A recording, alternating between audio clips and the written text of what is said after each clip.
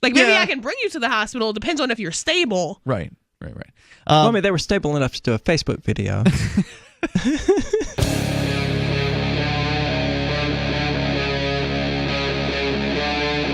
Free Talk Live. Mexico City. The story coming from the Associated Press's Amy Guthrie, filed on Sunday. An American anarchist who went by the name John Galton was shot dead. Do you think that was his given name? I'm guessing not. Was shot dead at his home in the Mexican resort of Acapulco. Apparently, the entire city of Acapulco is a resort, according to the Associated Press. Do they know that? Sending shivers through a tight-knit anti-establishment community of expatriates that organizes events in the violence-torn retreat with seminars on topics such as how to make money via cryptocurrencies. A woman describing herself as John's partner, Lily, said via social media that she saw the gunman go straight for John and his friend Jason Henza, age 43. Henza made it to a private hospital with bullet wounds in his armpit, leg, and hand. The hospital said he checked out the same day. Mexican police found equipment to process drugs, glass pipes, and marijuana plants at the home. Now, equipment to process drugs can mean a lot of things. In the U.S., it can mean a lot of things. I don't know what it can mean in Mexico. Yeah, I mean, processing drugs, they make it sound like it's some sort of big operation. They could have simply had a scale. Or a grinder. Yeah, right. So it might not have even been to sell drugs. But that has... You usually buy your way out of that in Mexico, too. What, a criminal charge? Drugs. Buy your way out of drugs? Well, yeah, but he was shot by people. What do you mean, buy your way out of drugs? Like, if the cops are like, I see drugs, and you're like, here's $100, and then yeah, bribing the cops, sure. This guy's unfortunately dead at this point, so he wasn't able to bribe his way out of the whatever gang it was that decided to take his life and attempt to take the life of his buddy. He wasn't able to bribe his way out. I don't think so he was discharged. The guy who was the other guy was discharged. Oh, okay. Yeah, so they attempted to take the life of his buddy. So this is the same people who... A few days ago, it was like they refused to hire a hitman, so he shot them.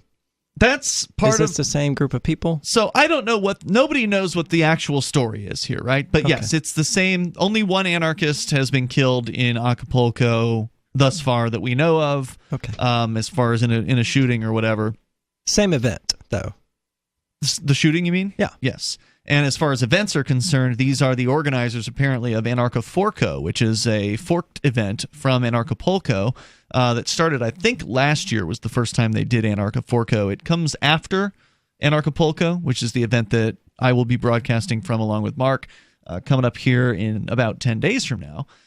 So Anarchist came off of that, and the idea was they thought Anarchapulco was getting too kind of, I don't know, corporate or whatever, but to get back into the city of Acapulco rather than be cloistered off at a resort, basically. Because if you go to Anarchapulco, then if you stay at the resort, you don't actually get to Acapulco. You come into the airport, you take a cab into the resort, and you stay in the resort. If you want to stay out of Acapulco, if you think Acapulco is like super dangerous or whatever. But if you actually want to get out into the city, you got to leave the resort property. So I like going out into the city because that's the real Acapulco, right? Like that's where you go and you get cheap tacos at a taqueria or, go shopping or whatever. And there's like cliff divers and there's all kinds of, neat stuff to go around and do. But saying that they found equipment to process drugs, we don't know what that really means. I mean, marijuana plants, again, they could have had 3 plants in the closet growing. It doesn't necessarily mean that they had an entire operation. They could have had a spoon. For drugs, you mean? Yeah. Yeah. I've had people in the U.S., charged with drug paraphernalia for really silly things. He had one Ziploc bag and a spoon. Right. It had ice cream on it, but it was for meth. Or if you have 2 bags of marijuana, all of a sudden you're a dealer charge in the United States. Yeah. So, again, we don't know exactly if it's true that these people were dealing, but that's the rumor. All right. So that's what I've heard from Mark, as the rumor. He hasn't said for sure. In fact, he says that maybe they weren't actually dealing. But if that were the case, then what's the deal with this person who shot them? What's that all about? Is it just a crazy person? Because it's one or the other, right? You either have a lunatic who, for whatever reason, decided to shoot an anarchist or a couple of anarchists. And I've heard the rumors about this person that they claimed they were an anarchist, but maybe they weren't or whatever. Who knows? I don't know anything about this person. Or was it an actual gangland shooting against a competitor? Because they were allegedly selling cocaine and marijuana. Yeah, I mean, so I would want to stay away from. There's no evidence that they shot him because he was an anarchist. So I don't want to say every time something bad happens to an anarchist, it was a targeted thing. That's ridiculous. Well, it was a targeted thing. Yeah, but bad thing. This was not a random shooting. They didn't just randomly bust into somebody's house and blow away a couple people. It seems more likely to me that it was drug related. Seems like it, doesn't it? Then it was because he was an anarchist. Now, whether or not this alleged crazy person, whoever is the suspected killer or the person who ordered the hit or whatever, what their deal is, I don't know. And again, everything I'm hearing is hearsay. And that's true of the person writing this article here, by the way, which gets into a little bit of opinion about anarchists. So we'll continue. Lily and Henza both posted videos to Facebook immediately after the shooting. Lily screamed, "I really need help. Somebody please come." In his post, a bearded Henza said in a blood-smattered T-shirt, "We were attacked. I've been shot 3 times. I'm not doing so good." Now, this is interesting, right? The idea of you've just been shot. So you go to Facebook. And you post on Facebook. Now, look, if they're true anarchists, right, then they wouldn't go to the police, I suppose. Fair enough. That is not how that works. It might be in Mexico. I don't know enough about Mexico, but... Well, are the police really going to help you in this circumstance? Especially if you're a drug dealer. So that would be reasons why it would be a bad idea to go to the police. Mm-hmm. You're not prohibited from using state services because you're an anarchist. No, I understand that. But the purest anarchists would proudly not go to the police even while, bleeding out. I'll just sit here and bleed to death. So somebody who is more worried about their anarcho street cred than whether or not they bleed out on the side of the road would have some ridiculous thing about not calling 911. Well, this guy, John Galton, he died a pure anarchist. If the state monopolizes a service, you're not now prohibited from using all services that the state monopolizes. Well, plus what about Cell 411? I don't know if they use it. Cell 411 does not have paramedics. Well, no, but it has a report of something's wrong with me, like I'm sick or I'm hurting or whatever. There is. Okay, so what I'm going to do? I'm going to call the ambulance and be like, my friend on Cell 411 said he needed an ambulance. He didn't want to call it himself. Well, no, it could be that your friend would get there faster and then get you to the hospital sooner. Okay, but if you need immediate help, then you need paramedics in a hospital. Like maybe I can bring you to the hospital. It depends on if you're stable. Right. They were stable enough to do a Facebook video. Maybe they shouldn't have been doing a Facebook video. Well, look, here's the thing. Like, it doesn't say whether or not they called the police. Okay, just to be clear on that. But it was a shooting, so somebody heard it, and there's a good chance somebody's calling the cops. Maybe not. Maybe it's the kind of neighborhood, because I did hear they lived in a bad neighborhood as well. So made a few mistakes here, right? Move into a bad part of town, allegedly dealing drugs, and allegedly dealing with a lunatic who ended. Maybe they didn't know he was crazy, because sometimes you don't find those things out until later. But there's some possible mistakes here. At the very least, they may not have had to call the police because somebody could have just called it in due to hey, my neighbors just had gunshots fired next door. That probably wasn't an accident, given that it happened more than once, right? Or maybe somebody who saw the Facebook Live video called the cops and knew where he was. Well, that's a possibility too. So, like, if you go to Facebook, you're basically in public. Even if you share it with your friends or whatever, they sometimes can share it with their friends, or maybe you don't know what your sharing settings are in the moment while you are, bleeding out, and you're not really checking those details. So you may end up giving the police more evidence to convict you in that case if you blab about it on Facebook. Now, it's a tragic situation in Acapulco, Mexico, as an anarchist has been shot to death. He called himself John Galton. He and his friend were shot, Jason Henza. Henza survived, wounded in the armpit, leg, and hand. He survived after a visit to the hospital. John Galton, however, shot to death, apparently at his home, by the way, in the city of Acapulco. Rumor has it that they did not live in the best part of town, and further rumor has it that they were allegedly selling cannabis and or cocaine. And the fact is, if that's true, then it wouldn't surprise me that this was a drug-related gangland-style killing. I would not want to compete with the Mexican cartels. Heck no. These guys are serious business. Yeah, they're the we will cut your fingers off and send them to your family types. Right. Well, he didn't even get that chance. Yeah. You know, prior to the shooting, John and Lily. Well, there's also another theory that it was just a crazy person, just a lunatic. They could have just been being robbed too, and happened to have drugs. Could be. But it sounds like it was a targeted. At least according to the way the posts were made, it sounds like it was targeted. It sounds like they went there for the purposes of killing that person and maybe attempting to kill his friend as well. Because apparently they didn't kill the woman. So I don't know. Maybe we will learn more as this goes on. But prior to the shooting, now this is where they kind of get into their commentaries. This is supposed to be a news piece by the Associated Press about an anarchist killed in Acapulco, which of course means they have to talk about anarchism, and having the mainstream media talk about anarchism is always interesting. So prior to the shooting, John and Lily hosted weekly meetups with quotes around it, meat spelled M-E-A-T, at a local restaurant where self-professed carnivores dine only on meat. They also were busy recruiting speakers for an anarchist conference set to take place in Acapulco in later February. The dreadlocked couple, both in their 20s, posted a video to Facebook 2 months ago calling for attendees at the conference. John, who's now deceased, said from the patio of his house, where they pay $400 a month, high above the bay of Acapulco, quote, "We want freedom of ideas," unquote. And that's all they quote from. Waves laughed gently far below and roosters crowed as he spoke. Lily did not respond to request for comment via social media on Saturday. Rumor has it she's on the run. Henza declined to comment. That's the guy who was shot but survived. A U.S. Department of State official said the Bureau of Consular Affairs was aware of an investigation into the death of a U.S. citizen in Acapulco, but that it couldn't provide additional information due to privacy considerations. So John Galton could be a pseudonym, a nod to John Galt, says the AP, the fictional character who defies convention in Ayn Rand's individualistic tome Atlas Shrugged. Could be a pseudonym. It might not be his real name. I wouldn't say a pseudonym because a lot of us will just adopt a new name and use that name and sometimes legally change it.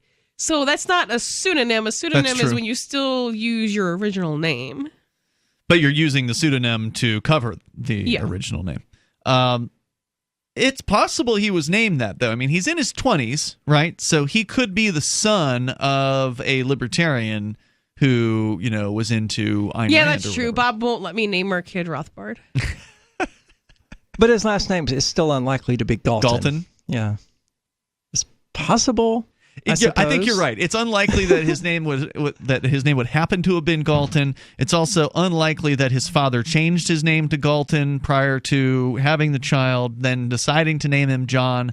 So I would say it's probably a chosen name. Whether he's legally changed it or not, that's another question. In a separate video posted to a YouTube channel called Press for Truth, John and Lily describe how in early 2016 they fled drug charges in the U.S. John said they each faced up to 25 years in prison for manufacture of a controlled substance, specifically condensing marijuana into powerful extracts that Lily used for chronic pain. So that's an interesting detail, that they were essentially expatriates not by choice. They left the United States because they were being prosecuted, and they wanted to avoid that. They pulled a John McAfee.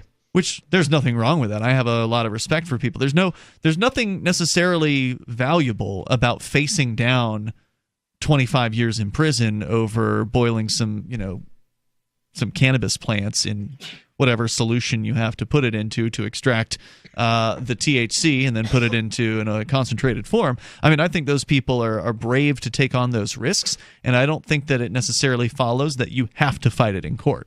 I agree. I'm glad that Rich Paul did when he was facing 100 years in prison and he went and faced it down. It's a brave thing to do, but it may not always be the smartest thing to do. And in Rich's case, he only got sentenced to a year. Obviously, you shouldn't aggress against drug dealers or users because you shouldn't aggress against anybody, but that makes this drug-related, not anarchy-related. You mean the shooting? all of it? Well, maybe. Like, we're still not sure. There is just the chance that they fell in with some lunatic, and then who knows what dealings they had with this nut job, whether he be a so-called self-professed anarchist or just some expat who also happens to be floating around their community. Because one thing's for sure, when it comes to migratory movements of libertarians, we know a lot about it because we all migrated here to New Hampshire as part of a libertarian, anarchist, voluntarist migration, whatever word you want to put on it. More people have moved to New Hampshire over time because they want to be around freedom-minded people. Well, the fact is, every now and then some lunatics come to town, and they will do things that are dangerous and stupid, and they may themselves be undercover agents. They might be trying to set people up with, putting forth ideas of violence into people's heads and seeing if anybody bites on it, as informants for the federal government or actual undercover feds. So there's been all kinds of people that have shown up here who masquerade as an anarchist, but may in point of fact actually be here to try to put handcuffs on a group of anarchists, to try to encourage them to do things that might get them some criminal charges. So who knows who it is that they were dealing with down there and what their intentions were and how crazy they were. But there's more coming up here about this. We're getting into some of the details in the story, or at least the allegations in the story, as reported by the Associated Press, saying that in the house is where the shooting went down, a house they rented for $400 a month, and you can get some pretty sweet stuff up in Acapulco for like $1,000 a month. So I imagine a $400 house is still pretty decent per month there. And shot these people. According to the story at the AP, they then posted Facebook updates shortly after the shooting to ask people for help. I guess they don't trust, maybe they don't want to call the police, they don't trust the police, or maybe they also called the police but also wanted to, I don't know. I have not talked to these folks. The claim that I heard from Mark, who is down there right now, and he's obviously in touch, because all these people know each other, right? The anarchist expats there, they all know who all is in Acapulco. And he says that he's heard that the woman is on the run, and I presume that's because the police found drug-related evidence in the residence, and she's still alive, so they can't charge him with the crimes. So if they're going to charge somebody with something, it's probably going to be her and maybe the other guy who ended up going to the hospital. So we don't know of any charges being brought quite yet in this case, but presumably it's not legal to grow marijuana in Mexico, and probably not legal to have it in Mexico. Now, how illegal is it? I suspect it's probably not as illegal there as it is here to do those things. Right. But regardless, it's probably not legal. Back to more of the story. So they talked about in a YouTube video, this was not during the shooting or after the shooting, this was in advance, long in advance, on Press for Truth. This is the AP researching this couple, right? So they found a video where they described how they fled the United States because of potential drug charges. They were facing 25 years in prison for manufacture of basically the cannabis tinctures, the cannabis like wax, cannabis oil concentrates, I guess. And so they hightailed it down to Mexico over their marijuana charges.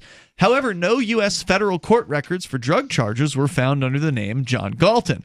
So the AP doesn't know what his legal name is at this point. But it's probably That's impressive. It's probably it's impressive that they don't know his legal name, or impressive that he's made it so they don't know. Impressive that he's made it they don't know. Well, it sounds like they haven't really been successful at talking to anyone besides the police in this case. So I'm not terribly surprised. Yeah. In a second video a year later, so this would have been 2017, somewhere in that range, by Press for Truth, the couple detailed how they were getting by financially through selling glass drug pipes that Lily blew into shape. When asked about the high crime rates in Acapulco, the blue-eyed anarchist with scruffy facial hair said, quote, "I'd say it's safer than any big city I've lived in the United States, like way safer than Chicago or something like that." He said Guerrero State, home to Acapulco, has a murder rate of 64.2 per 100,000 residents, more than 2 times that of Chicago. Acapulco has become a hotbed for violence between drug gangs. John said in the video, quote, "There's pockets of freedom all over the world. There's so much that's more free about where we live here. So, have either of you been down to Mexico? No. I have not. I have spent a couple of weeks basically now in Mexico as of the last 2 years, going to Acapulco and going to the Anarchist event. So by no means am I an expert on Mexico. And I would not disagree that there are some things that are freer about Mexico. And I think that you can probably say that of a lot of places in the world, that you can find areas that are less free in some ways, but more free in other ways compared to, say, the United States. So I don't doubt that that's true. In the same way that if you go to, Colorado or Washington State or one of the states in the United States where cannabis is legal, for the most part, to use recreationally, you're more free in that one area. However, you are less free in Colorado as far as gun rights are concerned. That's also the truth in Mexico, where it's illegal to have a gun as an individual in Mexico. Now, is it? Yeah, in most Latin American countries, it is illegal to bear arms. Unfortunately. Yeah, that sucks. I don't know how any anarchist could live in a place like that and go, oh yeah, I'm freer here. Well, the argument is that they do it anyway, right? So the argument is that they will acknowledge that it is illegal, but then they will say, but everybody does it. Okay, fair They'll enough. tell you that everybody's armed in Mexico who wants to be armed, regardless of the illegal factors. But of course, we all know that when certain things are illegal like this, if the state wants to target you, they certainly can.